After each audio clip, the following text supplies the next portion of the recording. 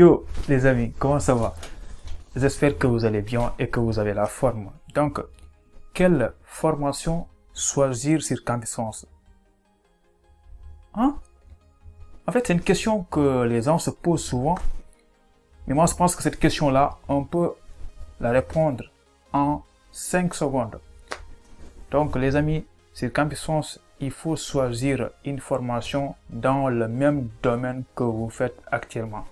Donc les amis, c'est la fin de la vidéo. J'espère que vous a plu. Allez, à bientôt. Ciao. Non, je rigole. Évidemment, je vais quand même développer un peu parce que pour vous satisfaire en fait. Parce qu'il y a des gens qui veulent savoir qu'est-ce que je dois choisir sur Campus. Est-ce que je dois choisir histoire, géographie, mathématiques, physique? Donc dans cette vidéo-là, on va essayer de voir tout ça en détail. Donc, il ne faut pas oublier de cliquer sur le bouton s'abonner pour ne pas louper les vidéos qui vont arriver bientôt. Et surtout, je vous laisse mon Instagram. Suivez-moi au maximum, ça fait plaisir. Donc, les amis, dans cette vidéo, je vais vous parler de mon cas. Qu'est-ce que moi, je faisais, qu'est-ce que j'ai fait concernant les choix avant de venir en France. Je vais aussi vous donner des exemples pour quelqu'un qui est en bac L ou quelqu'un qui est en bac S. On verra ça. Donc, est-ce que vous êtes prêts pour la vidéo? Alors, c'est parti!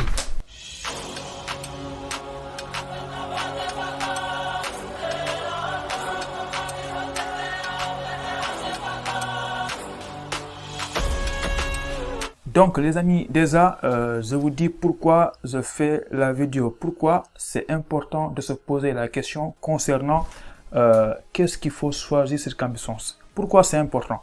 C'est important parce que vous savez, vous faites Campus pour avoir une acceptation, mais pas que, mais aussi pour avoir le visa. Donc, je pense que si vous avez regardé autour de vous avec vos amis ou bien des personnes que vous connaissez, souvent vous voyez des gens qui sont refusés au visa. Pourquoi? Parce qu'ils ont choisi une chose qui n'est pas cohérente. Évidemment, l'ambassade ne dit pas ça comme ça, ils disent motif 4. Donc, les étudiants, en fait, ils comprennent jamais pourquoi le motif 4. Voilà, c'est lié à beaucoup de choses. Ça peut être lié au choix de formation. Exemple, vous avez en baccalauréat, vous avez fait licence histoire, voilà.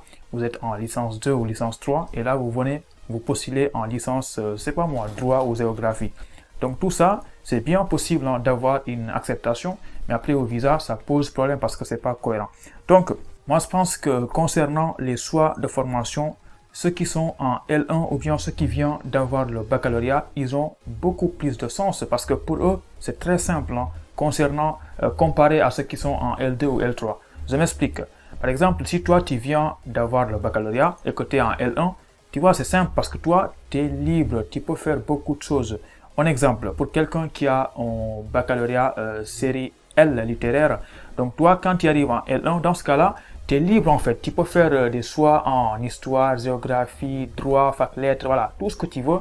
Et dans ce cas-là, il n'y a personne qui va dire que toi, tu n'as pas un projet cohérent. À partir du moment où tu fais un choix en histoire, tu écris une bonne lettre de motivation, tu vas à l'entretien, tu dis des choses qui sont cohérentes. Évidemment, là, ça va passer. Voilà. Donc ça, c'est quelqu'un qui vient d'avoir le baccalauréat série L. Même chose aussi pour quelqu'un qui vient d'avoir un bac S. Donc, dans ce cas-là, tu peux faire des choix en informatique, voilà, tout ce que tu veux en mathématiques, physique, chimie. À partir du moment où tu écris une bonne lettre de motivation et que ton entretien, ça se passe bien, là, il y aura personne qui va dire que tu n'as pas un projet qui n'est pas cohérent. Tu vois, donc ça, c'est facile pour ceux qui sont en L1, qui viennent d'avoir le baccalauréat. Par contre, si toi, tu as déjà le baccalauréat depuis longtemps, que tu es en L2 ou bien en L3, disons que toi, tu as déjà un bac, tu as fait licence 1, histoire, licence 2, histoire, licence 3, géographie, non, histoire, tu vois. Donc, toi, tu fais histoire depuis longtemps. Si toi, par exemple, tu postules en licence communication ou bien en géographie, une chose qui est différente de ce que tu fais actuellement, là, forcément, tu peux bien avoir une acceptation. Mais attention, ça va forcément causer un problème au niveau du visa. Donc, on conseille, il faut tout le temps postuler dans le même domaine que vous faites actuellement. Si tu es en licence mathématiques, postule en mathématiques. Si tu es en géographie, postule en géographie, voilà. Mais évidemment, tu n'es pas obligé. Parfois, il y a beaucoup de gens qui ont envie de faire une réorientation ou bien une reprise d'études. Donc dans ce cas-là, c'est pas un problème. Par exemple, il y a quelqu'un qui a déjà fait une licence 1, par exemple géographie, il a fait L2 géographie, mais lui, il a envie de reprendre, il a envie de faire une réorientation.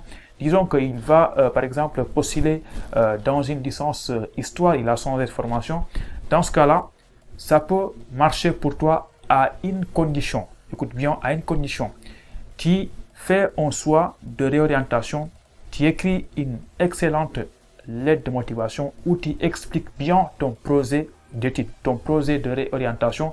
Évidemment, là, tu as une chance d'aller à l'entretien où tu pourras expliquer pourquoi ce choix de changement-là. Si tu arrives à expliquer clairement à l'entretien que ça se passe bien pour toi, que tu expliques pourquoi tu as fait un choix de changer de formation et que on te donne un avis favorable et qu'on sache, qu'on comprenne pourquoi ce choix, dans ce cas-là, franchement, tu n'auras pas un refus de visa pour un projet qui n'est pas cohérent.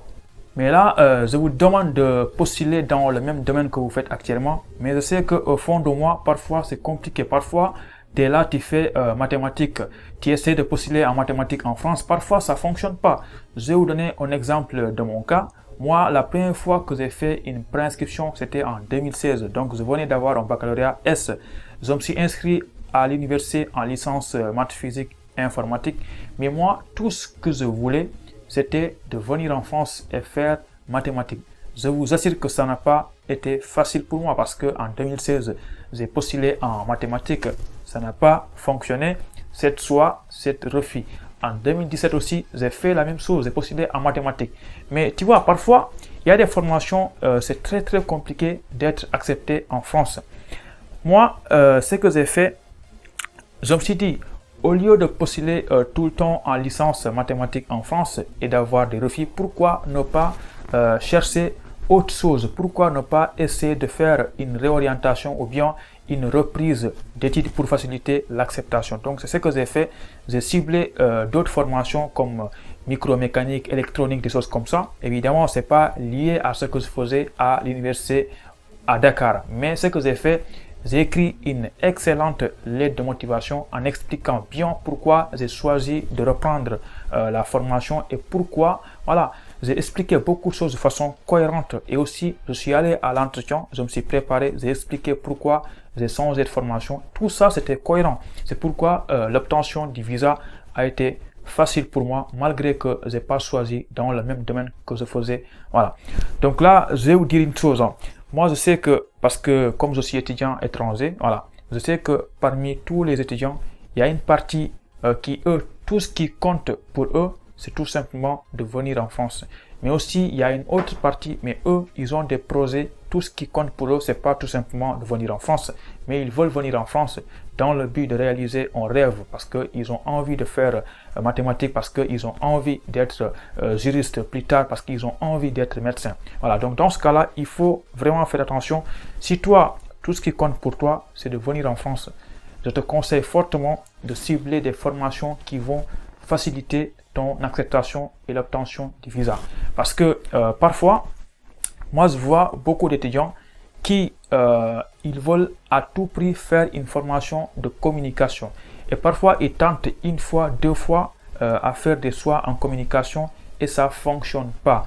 Mais dans ce cas-là, si toi, tout ce qui compte pour toi, c'est de venir en France, pourquoi ne pas essayer de choisir une formation comme histoire ou bien droit ou bien, je sais pas moi, une formation en fait pour faciliter l'acceptation. Voilà. Donc parfois, il faut faire ça. Mais par contre, si toi, tout ce qui compte pour toi, c'est que tu as un projet de faire mathématiques, dans ce cas-là, il faudrait postuler en mathématiques.